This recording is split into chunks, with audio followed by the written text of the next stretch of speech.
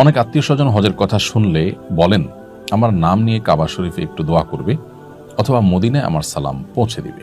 এটা কতটুকু সঠিক? যদি তার নাম ভুলে যাই বা স্মরণ না থাকে তাহলে কি গুনাহ হবে? কেউ যদি আপনার কাছে মক্কায় গিয়ে কাবা শরীফ গিয়ে তার জন্য দোয়ার আর্গুমেন্ট করে, তাহলে সেটা রক্ষা করা উচিত। তার জন্য আল্লাহর কাছে দোয়া করা উচিত তিনি যদি কোনো দোয়া চেয়ে থাকেন।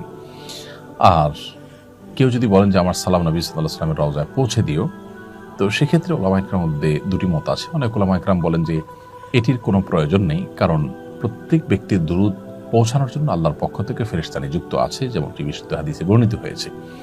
অতএব যেখানে আমরা পৃথিবীর যে কোনো প্রান্তে দুরূদ পড়লে, সালাম পেশ করলে সাথে সাথে আল্লাহ তাআলার স্বয়ংক্রিয় সিস্টেমে সেটা নোট হয়ে যায় ফেরেশতার কাছে, এবং ফেরেশতা সেটা নবী সাল্লাল্লাহু আলাইহি ওয়াসাল্লামের কাছে পেশ করেন, একেবারে নাম উল্লেখ করে যে হে আল্লাহর রাসূল, আপনার প্রতি অমুক জায়গা থেকে অমুকের ছিল অমুক সালাম পেশ করেছেন, দুরূদ পেশ করেছেন। তাহলে সেখানে মানুষকে দিয়ে আবার সালাম পাঠানোর কোনো প্রয়োজন নেই।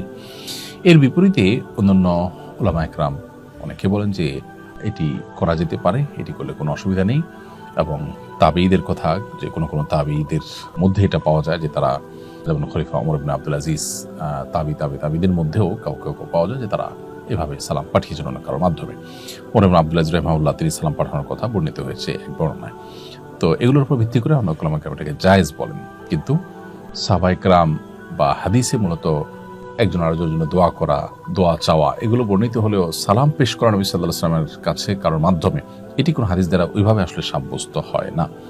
খোলাসা কথা হলো যে কেউ যদি আমাদের জন্য দোয়া করে তাহলে তাদের জন্য দোয়া করা উচিত। যদি অনেক মানুষ দোয়া চায়, তাদের সবার নাম মনে না থাকে, তাহলে আমি কমন দোয়া করতে পারি, আল্লাহ যতজন দোয়া চেয়েছেন আপনি জানেন, আপনি তাদের সবার নেক উদ্দেশ্য পূরণ করুন, বা যারা দোয়া চেয়েছেন, যারা যেটা চেয়েছেন তাদের সে বোধের চাওয়াগুলো পূরণ করুন। এভাবে আপনি কমন দোয়া করে দায়মুক্ত হতে পারেন।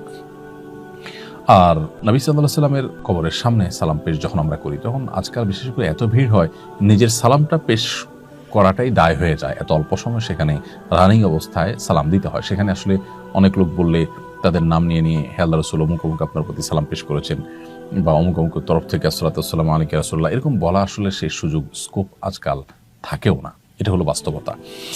অতএব দোয়ার ক্ষেত্রে আমরা যেমন কমন দোয়া করতে পারি তাদের জন্য, আবার সেই সাথে তাদের নামের নোট নিয়ে নিতে পারি, যে কারা কারা দোয়া চেয়েছেন তাদের নামগুলো ধরে ধরে নোট দেখে আমরা তাদের জন্য আল্লাহর ঘরে বা বাইতুল্লাহ গিয়ে দোয়া করতে পারি। সেটা আরও ভালো, কারণ অন্যের জন্য যখন দোয়া করা হয় তখন আল্লাহর ফেরেশতারা যেই দোয়া করেন তার জন্য দোয়া করেন। অতএব আমি মানুষের জন্য যত বেশি দোয়া করব তার সুফল আমি তত বেশি পাবো। আমি দোয়া করব মানুষ হয়ে, আর তার বিপরীতে তার জন্য আমি যা দোয়া করলাম আল্লাহর ফেরেশতারা সেটা আমার জন্য দোয়া করবেন, অর্থাৎ আমার চাইতে উত্তম ব্যক্তি আমার জন্য দোয়া করবেন। অতএব এক্ষেত্রে আমাদের কার্পণ্য করা উচিত নয়।